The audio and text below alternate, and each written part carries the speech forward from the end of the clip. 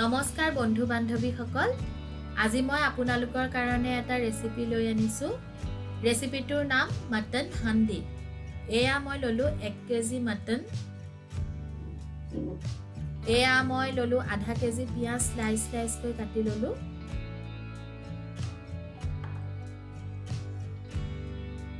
এতিয়া মই মছলাখিনি লৈছোঁ। গোটা জিৰা, ধনিয়া, জালুক, শুকান জলকীয়াৰ পেষ্ট অলপ ল'লোঁ। ধনিয়া পাউডাৰ ল'লোঁ, জিৰা পাউডাৰ ল'লোঁ, তেজপাত এখিলা লৈছোঁ, গোটা গৰম মছলা অলপ, শুকান জলকীয়া 3টা লৈছোঁ, কেঁচা জলকীয়া 4টা, মিট মছলা অলপ, হালধি পাউডাৰ, কাশ্মীৰী মিৰ্চ আৰু ৰেড চিলি পাউডাৰ। এয়া আদা নহৰুৰ পেষ্ট পিচি ল'লোঁ।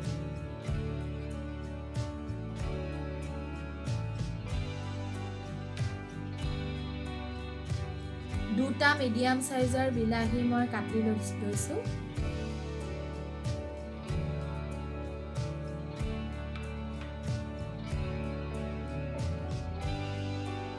এয়া মই 2 চামুচ দৈ ল'লোঁ। এতিয়া মই 2 কাপ মাষ্টাৰ্ড অইল ভালদৰে ধোঁৱা ওলাই যোৱাকৈ গৰম কৰিম। খুব ভালকৈ গৰম কৰিব লাগিব কিন্তু। এতিয়া মই এটা চৰিয়াত কাটি লোৱা পিঁয়াজখিনি লৈ ল'লোঁ।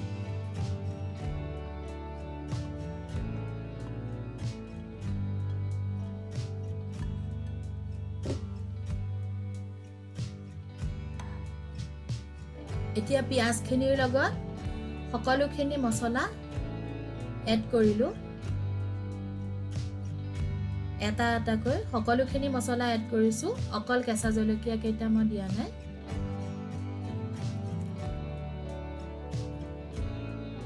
তেজপাত খিলা ফালি ল'লোঁ। এতিয়া হাতেৰে খুব ভালকৈ মিহলি কৰিম।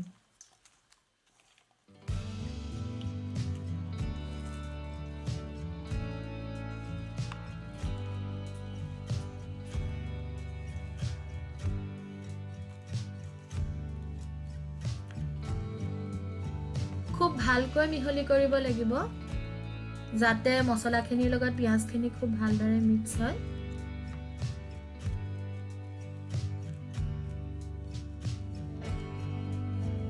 এয়া দেখিছে নহয়, এনেদৰে মই সানি ল'লোঁ ভালদৰে। এতিয়া মই গৰম তেলখিনি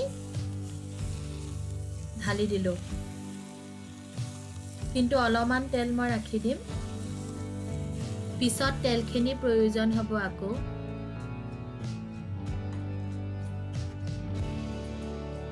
এতিয়া মই এখন চামুচেৰে ভালদৰে মিহলি কৰিম। যিহেতু তেলখিনি গৰম, গতিকে মই এখন চামুচ লৈছোঁ, চামুচখনেৰে খুব ভালকৈ মিহলি কৰিছোঁ।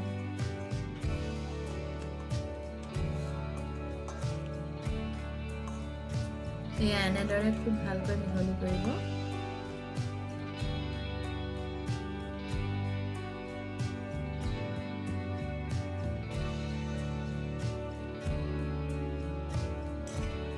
এতিয়া মই হাতেৰে মিহলি কৰিছোঁ খুব ভালকৈ।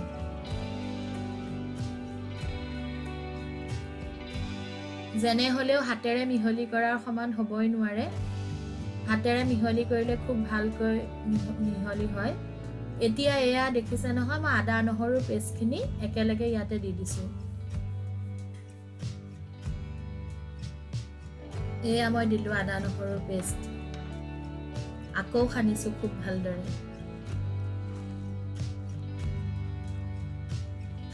সানোতে কিন্তু খুব ভালদৰে সানিব লাগিব, আৰু এই সনাটোৰ ওপৰতে গোটেই মাংসখিনিৰ সোৱাদটো নিৰ্ভৰ কৰে। এতিয়া মই সোৱাদ অনুসৰি নিমখ দিছোঁ ইয়াতে। এয়া মই দেখিছে নহয়, নিমখ দিছোঁ।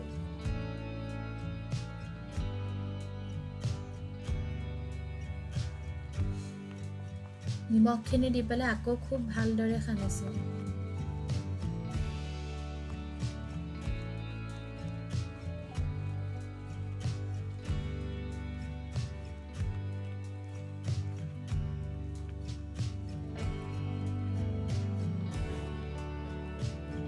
এতিয়া মই ইয়াতে অলপ অলপকৈ মাটনখিনি এড কৰিম।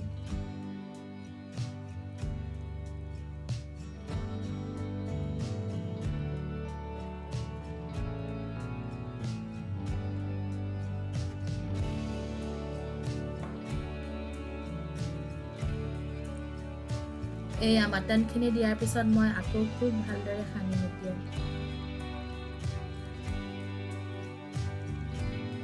তল ওপৰ কৰি খুব ভালকৈ সানিছোঁ, যাতে মাংসখিনিৰ লগত খুব ভালকৈ পিঁয়াজখিনি আৰু মছলাখিনি ভালকৈ সান খায়। এতিয়া মই দৈখিনি দি দিছোঁ। আকৌ দৈ দিয়াৰ পাছতো এতিয়া মই খুব ভালদৰে সানিম।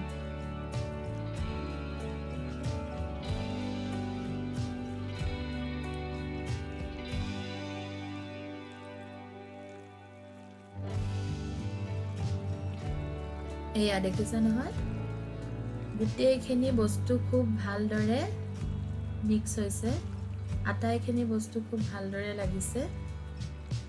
দৈ, পিঁয়াজ, মছলা সকলোবিলাক মাংসখিনিৰ লগত খুব ভালকৈ লগ লাগিছে। মই এতিয়া এটা মাটিৰ মলা লৈছোঁ। এইটো মলা বা হাণ্ডি দুইটাই হয়। তাতে মই গৰম তেলখিনি, বাকি ৰোৱা তেলখিনি ঢালি দিছোঁ। এতিয়া মই হাণ্ডিটোৰ ভিতৰত যাতে তেলখিনি খুব ভালকৈ লগ লাগে তেনেকৈ জোকাৰি দিছোঁ। আপোনালোকে চাব যাতে তেলখিনি ভিতৰত খুব ভালদৰে লগ লাগে। এয়া দেখিছে নহয় মই কেনেদৰে জোকাৰি দিছোঁ হাণ্ডিটো।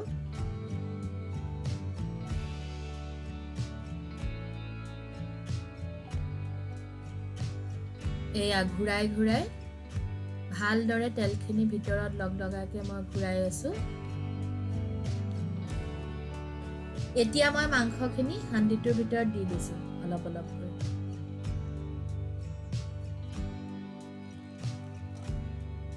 মাংসখিনি দিওঁতে আপোনালোকে চাব যাতে একেখিনি ঠাইতে থুপ খাই নাথাকে, অলপমান হাতেৰে মেলি দিব।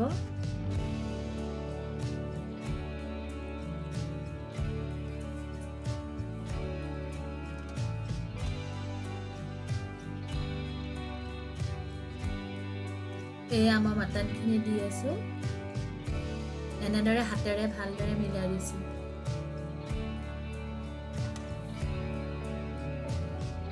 এতিয়া মই কাটি লোৱা বিলাহীখিনি এড কৰিছোঁ। এনেদৰে ওপৰতে দি দিছোঁ বিলাহীখিনি।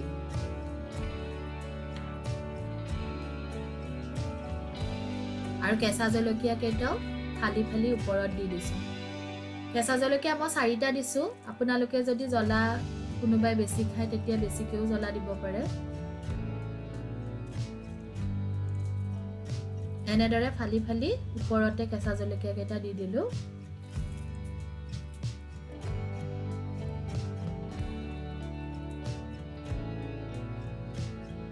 এতিয়া মই আটা অলপমান মাৰি লৈ খুব ভালকৈ হাণ্ডিটোৰ চাৰিওফালে লগাইছোঁ।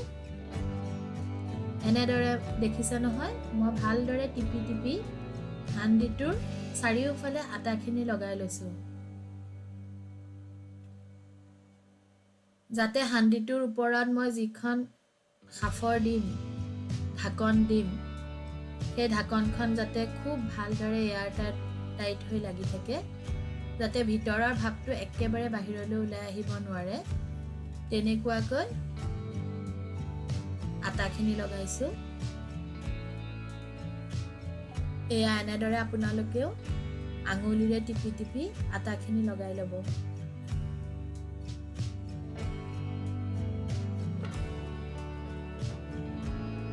এই আটাখিনি লগোৱা সম্পূৰ্ণ হৈছে। এতিয়া মই ওপৰত লাহেকৈ ঢাকনখন দি দিছোঁ।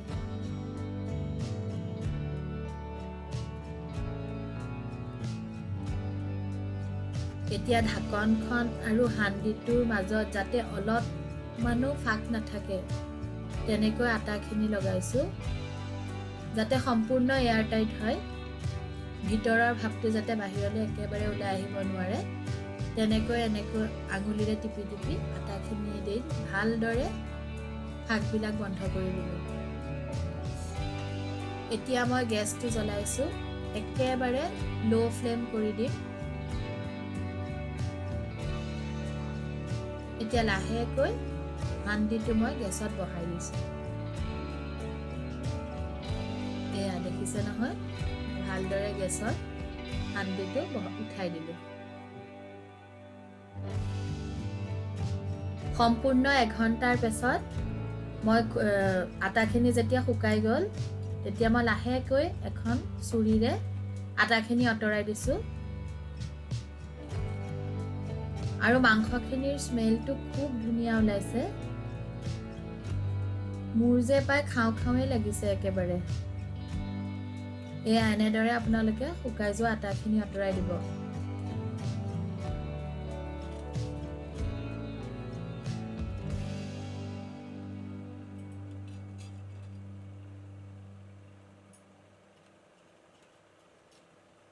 গেছটো হাই ফ্লেম কৰিবই নালাগে, একেবাৰে স্ল' ফ্লেমতে বনাব লাগে। এতিয়া মই ঢাকনখন লাহেকৈ আঁতৰাই পেলাই চাম।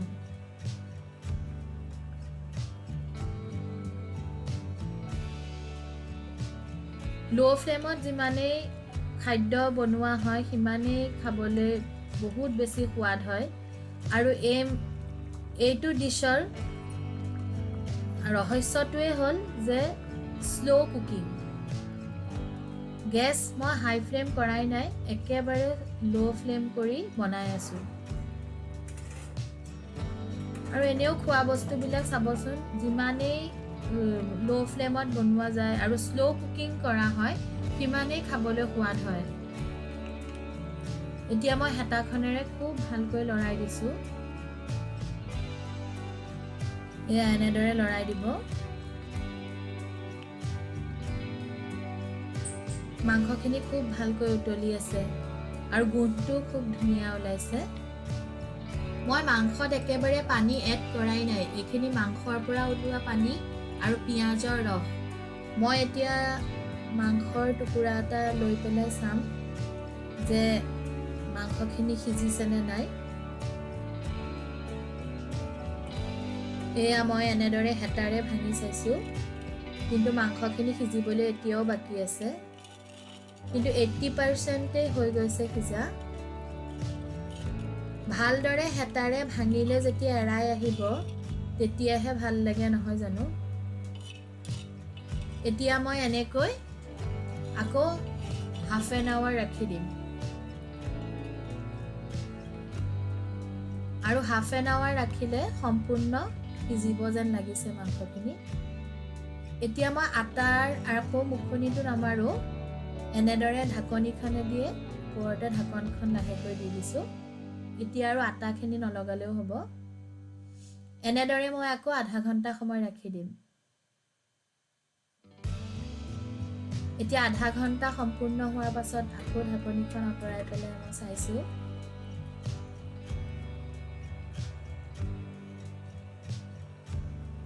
মাংসখিনি প্ৰায় হৈছে যেন লাগিছে। এয়া মই এটুকুৰা মাংস এতিয়া আকৌ ভাঙি চাম। এয়া মাংস সম্পূৰ্ণ সিজিছে।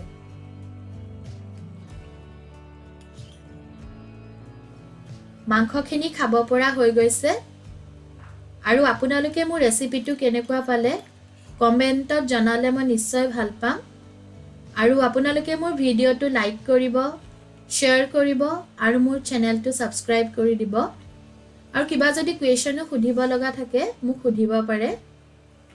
ঠিক আছে, তেতিয়াহ'লে আজিলৈ মই আহোঁ। ধন্যবাদ। Bye bye.